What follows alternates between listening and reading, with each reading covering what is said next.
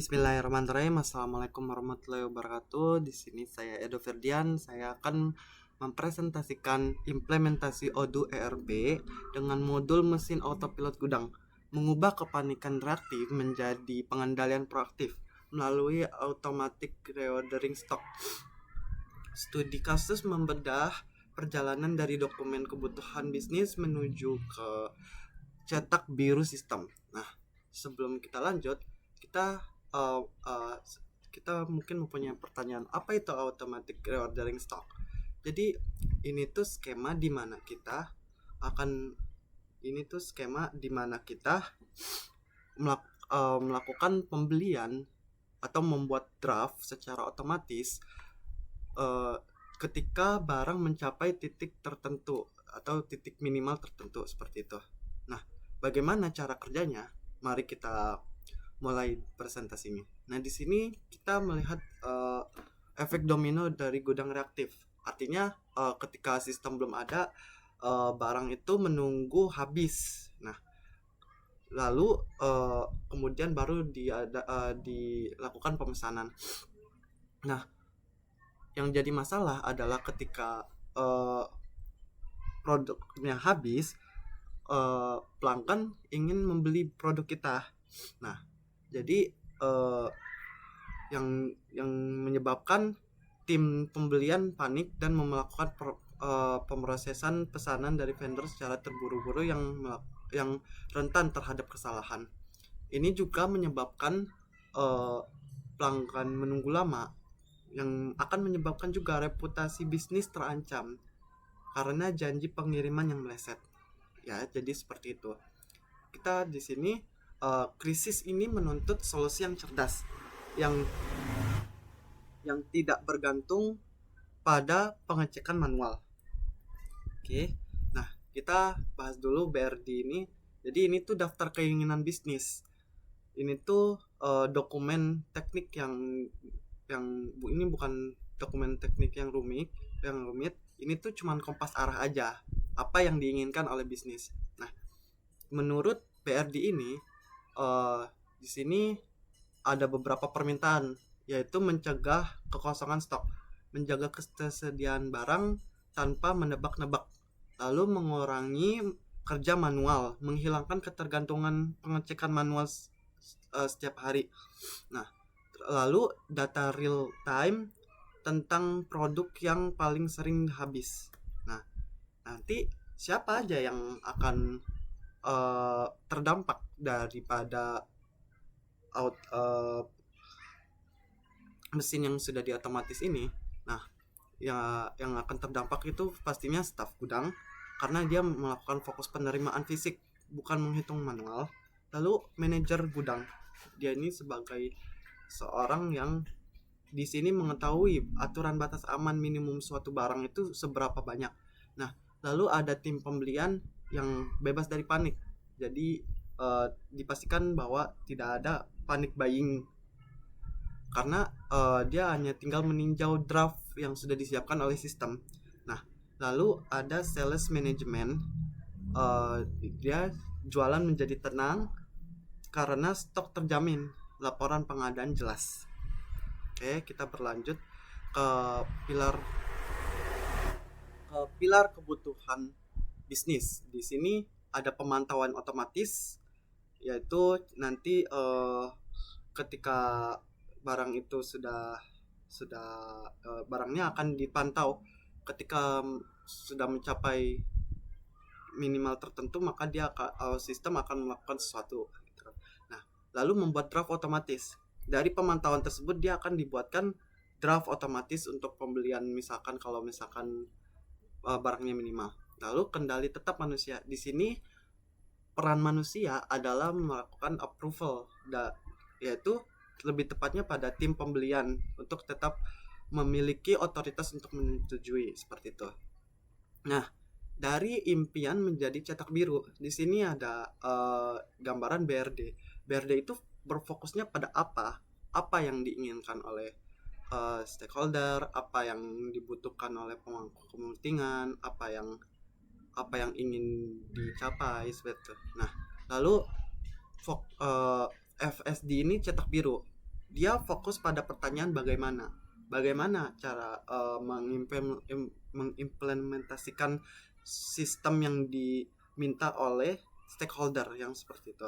Nah, selanjutnya strategi FSD yaitu memaksimalkan fitur standar menggunakan mesin bawaan pabrik yang lalu menghindari modifikasi yang tidak perlu, karena pada dasarnya Odoo ini telah menyediakan banyak modul yang cukup bagus dan cukup lengkap.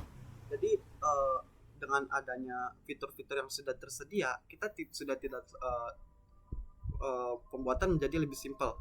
Nah, lalu di sini yang diperlukan itu modul inventory untuk menyalakan fitur otomatis, lalu modul purchase untuk melakukan pembelian standar, terus master datanya ini untuk memastikan vendor ini tercatat dengan rapi, yang pasti tidak ada customisasi yang mahal. Nah, di sini ada anatomi mesin autopilot parameter dasarnya. Nah, yaitu hanya berlaku untuk barang fisik yang bisa disimpan dalam gudang. Terus mesin butuh tahu kepada vendor mana pesanan otomatis ini akan dikirim, karena ketika tidak ada vendor kemana kan ini kan mesin akan membuat draft otomatis, draftnya mau dikirim ke siapa, ini akan membuat kebingungan pada mesinnya. Nah, lalu lokasi pemantauan ini menentukan gudang mana yang radar stoknya harus diaktifkan secara spesifik. Nah, lalu ada garis batas, ini angka kritis penentu kapan mesin mulai berbelanja. Nah, seperti itu. Nah, ini adalah logiknya. Jadi di sini kita bandingkan dengan sebuah tawaran. Ketika tawaran itu tawaran itu kan dia memiliki target pengisian dan batas minimum ya. Nah, di sini kita ibaratkan kalau barang itu batas minimumnya itu 20 unit dan target pengisiannya itu sampai 100 unit. Jika target adalah 100 unit dan sisa stok adalah 20, maka mesin akan secara cerdas dan akan otomatis memesan selisihnya, yaitu 80 unit. Nah, batas minimum garis oranye ini adalah batas toleransi paling bawah. Jika stok menyentuh angka kritis ini, yaitu 20, maka alarm akan menyala dan draft akan dibuat oleh mesin. Nah, sini ada logika validasinya. Di sini kita mulai dari pemantauan stok. Nah, apakah ini tipe barangnya fisik? Ya, kalau iya, maka dia akan lanjut ke pemantauan stok. Nah, kalau tidak ya diabaikan. Kalau stoknya kurang dari batas minimum, dia akan langsung mengonfirmasi apakah data vendornya tersedia. Kalau tidak, maka dia akan memberikan peringatan. Kalau tidak, maka dia akan melakukan eksekusi. Dia akan membuat draft yang akan ditujukan kepada vendor seperti itu.